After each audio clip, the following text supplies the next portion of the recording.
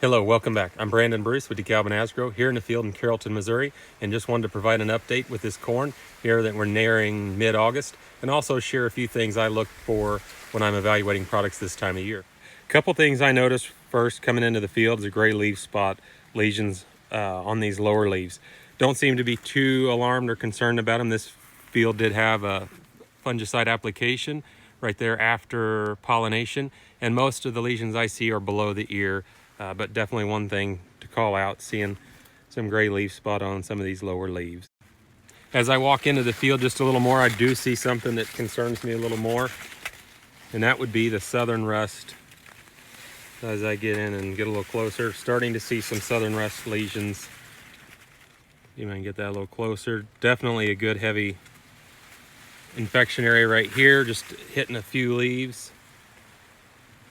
Again, most are probably in mid canopy. I am seeing a few small spots in the top, but mostly in the mid canopy. And so here, again, this field did have a fungicide, and I think this is going to be a question that we do receive.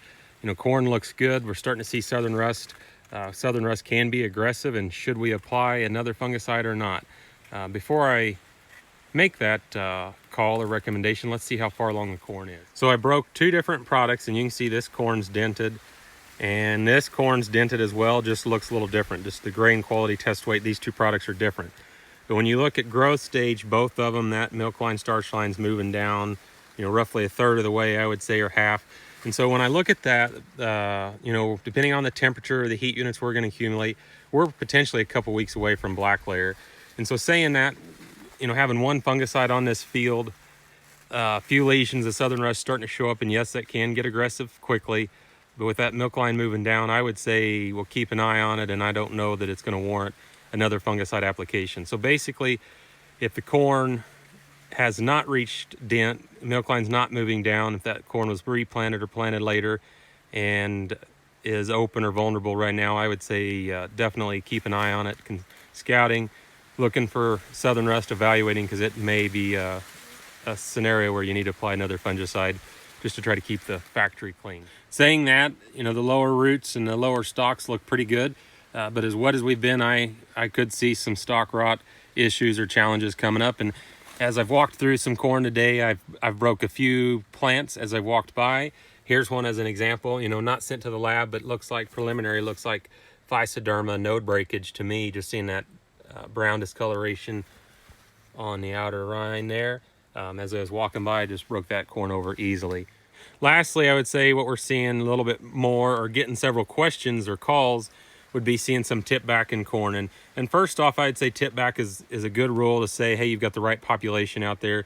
If the grain's filled all the way out, the ear's filled out, then it's just kind of indication that you could have fused a few more plants out there. But when I do start seeing kernels that did pollinate and aborted, that is concerning, seeing a little stress. So the corn is going to try to retain the older kernels, and those kernels here at the tip are probably going to be the most sensitive to stress or abortion.